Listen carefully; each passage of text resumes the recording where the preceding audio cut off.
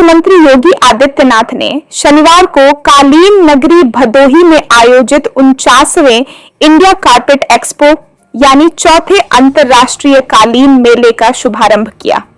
इस अवसर पर मुख्यमंत्री ने कालीन उद्योग से जुड़े उद्यमियों और निर्यातकों से संवाद करते हुए कहा कि सरकार उनके साथ खड़ी है और अमेरिकी टैरिफ से उत्पन्न परिस्थितियों का समाधान खोजने के लिए केंद्र और प्रदेश सरकार मिलकर काम कर रही है।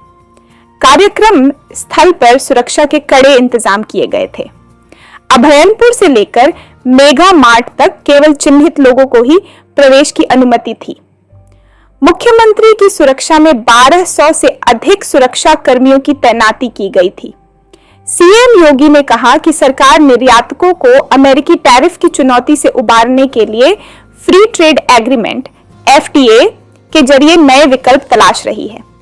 उन्होंने बताया कि भारत सरकार UAE और UK जैसे देशों के साथ मुक्त व्यापार समझौते को अंतिम चरण में पहुंचा चुकी है, जिससे उद्योग जगत को नए अवसर प्राप्त होंगे। हालांकि निर्यातकों को उम्मीद थी कि मुख्यमंत्री कोई बेल आउट पैकेज की घोषणा करेंगे, लेकिन सीएम ने फिलहाल कोई वित्तीय पैकेज घोषित नहीं किया।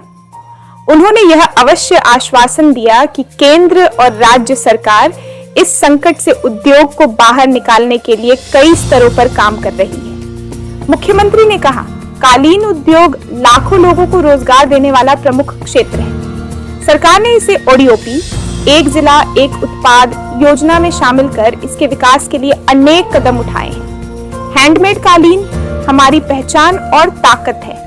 यह मेला उद्यमियों को अपने उत्पादों के प्रदर्शन और वैश्विक बाजार से जुड़ने का बेहतरीन प्लेटफॉर्म प्रदान करेगा।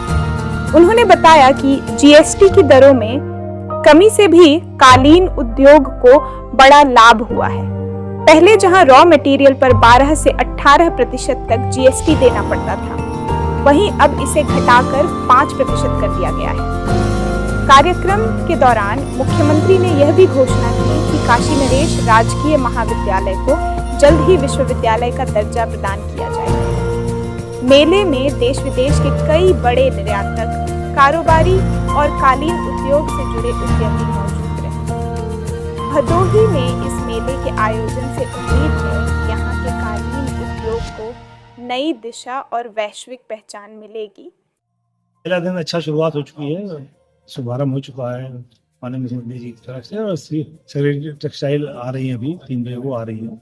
तो सारी चीज़ें लाइनअप है, अधिकारियों के लेवल पे है, उस पर प्रशासन ने काफ़ी मेहनत करके साफ करके अच्छे से प्रोग्राम करा दिया। पूरा भदोही लग रहा है, जो भदोही में शो हो रहा है इंटरनेशनल लेवल का। तो बायर्स भी आ रहे हैं और शोज़ का अपना एक परफॉर्मेंस है ही, हमेशा से रहा है। चौथा शो है, तो उम्मीद करते हैं ये अच्छा शो रहे लोगों के लिए, यही उम्मीद करते हैं। हमेशा से भदोही में शो होना एक अपने आप में एक चुनौतीपूर्ण भी था और एक इतिहास भी था, जो हम लोग चौथे साल से लगातार ये शो करते चले आ रहे हैं। दिन ब दिन शोज़ में जो हर साल कमियां रह जाती हैं, उसको अगले साल में सुधारते हैं और आगे कोशिश करते हैं आने वाला वक्त ये और अच्छा होता अगर US टैरिफ न होता।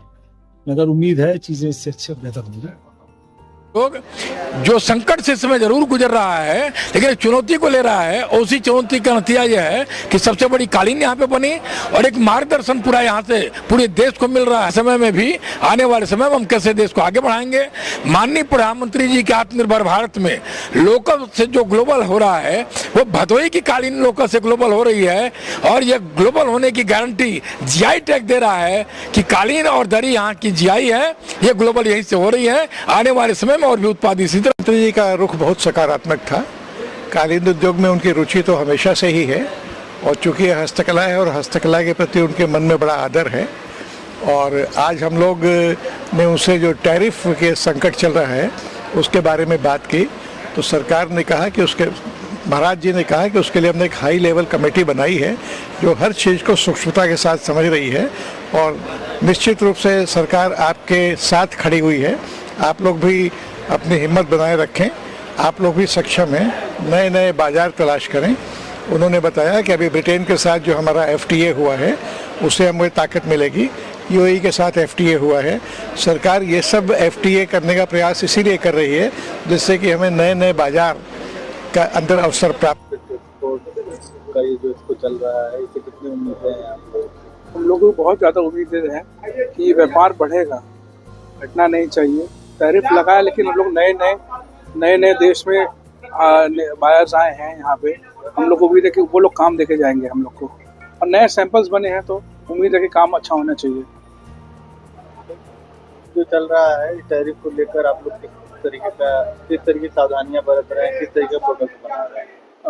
टैरिफ तो देखिए परेशानी है हम लोग के लिए, लेकिन हम लोग कुछ ना कुछ कॉम्प्रोमाइज़ करके, जैसे बायर से कुछ हम लोग अपना करके उसका समाधान निकाल के माल एक्सपोर्ट करने की कोशिश कर रहे हैं कि निकल जाए माल, यहाँ डेड स्टॉक ना रहे कम से कम, और नए ऑर्डर पे नए रेट से बात होगी।